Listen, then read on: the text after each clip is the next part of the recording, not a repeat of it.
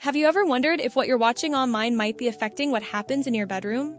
It's a question many of us have contemplated, but few discuss openly.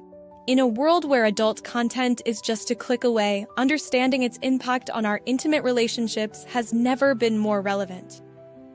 Welcome to today's discussion, where we'll be exploring the complex relationship between pornography consumption and its effects on our sexual experiences. I'm not here to judge or to tell you what to do.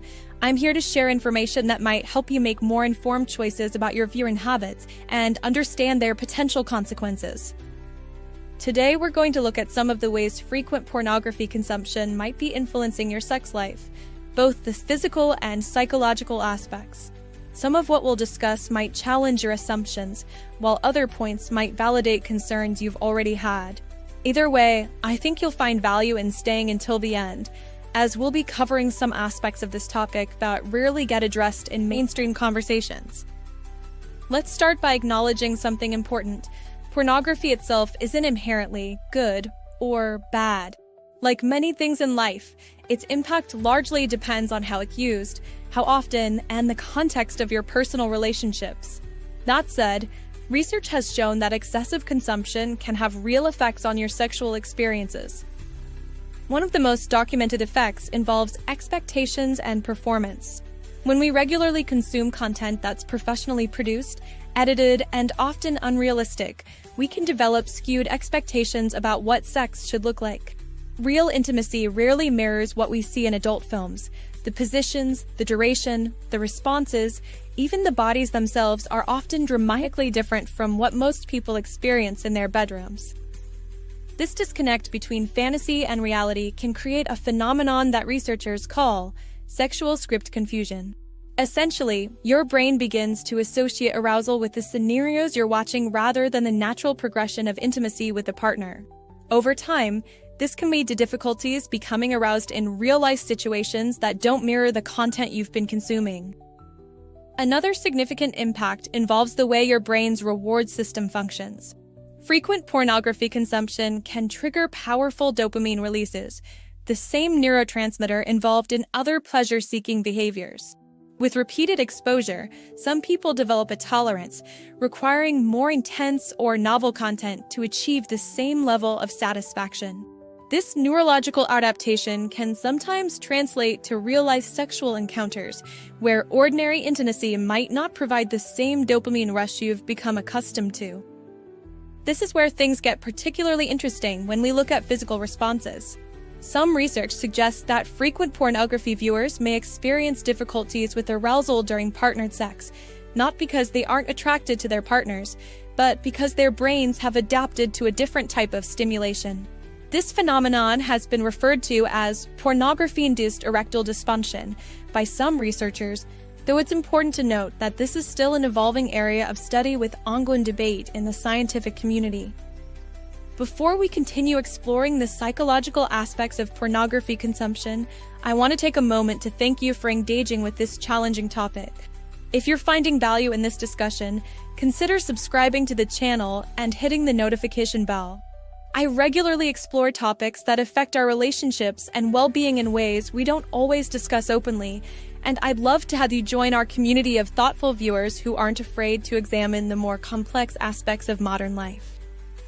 Now, let's turn our attention to the relationship dynamics that can be affected by frequent pornography consumption. Communication is the foundation of healthy sexual relationships, but it's remarkable how pornography often depicts the exact opposite. Scenarios where little verbal communication occurs, where consent is implied rather than explicitly given, and where partners seemingly know exactly what to do without discussion. This portrayal can inadvertently train us to expect the same in our own relationships, to assume our partners should know what we want without telling them, or to feel inadequate when we need to ask for guidance or feedback. These expectations can create tension and disappointment when reality inevitably differs from the fantasy. There's also the matter of emotional connection. While pornography excels at depicting physical acts, it rarely portrays the emotional intimacy that many people find essential to satisfying sexual experiences. Regular viewers might find themselves focusing predominantly on physical sensations while overlooking the emotional aspects that make partnered sex meaningful and fulfilling.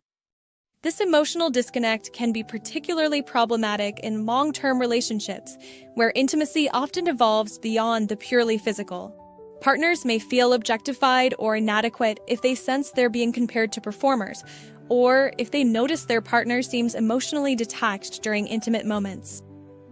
On the other hand, it's worth acknowledging that for some individuals and couples, pornography can serve as an educational tool or a way to explore fantasies in a safe environment. Some couples report that occasionally watching content together has helped them communicate about desires they might otherwise have difficulty expressing. The key distinction here appears to be using pornography as an occasional supplement to an already healthy sex life, rather than as a substitute for real connection. Body image concerns represent another significant impact. Both men and women report feeling inadequate when comparing themselves to performers in adult content.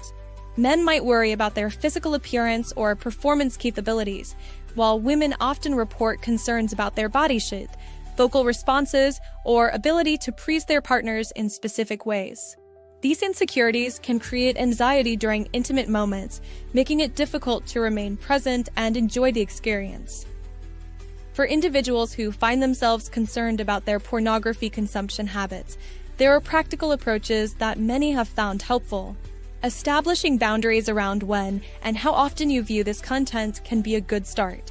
Some people choose to take a temporary break to reset their expectations and sensitize themselves to more natural forms of stimulation again. Being mindful during intimate moments with partners is another approach many find beneficial. This involves consciously focusing on the actual person you're with, their unique attributes, the emotional connection you share, and the genuine experience unfolding between you, rather than comparing the moment to scenes you've watched. Open communication with partners about expectations, desires, and concerns can also help bridge gaps that might have formed. Many couples report that honest, non-judgmental conversations about pornography use and its effects on their relationship have strengthened their connection rather than damaged it. As we bring this discussion to a close, I want to emphasize that each person's experience with pornography is unique. The effects we have discussed today don't apply universally, and many people consume adult content without experiencing significant negative impacts on their intimate relationships. The key appears to be mindfulness and moderation, as with many aspects of life.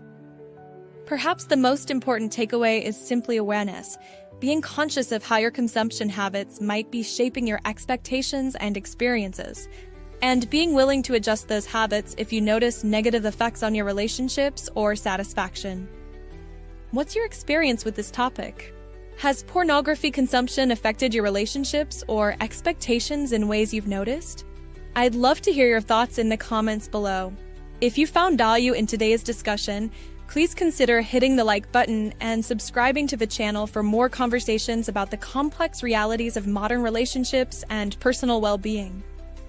And before you go, check out the description box below for ways you can support the channel and help us continue creating content that addresses these important but often overlooked aspects of human experience.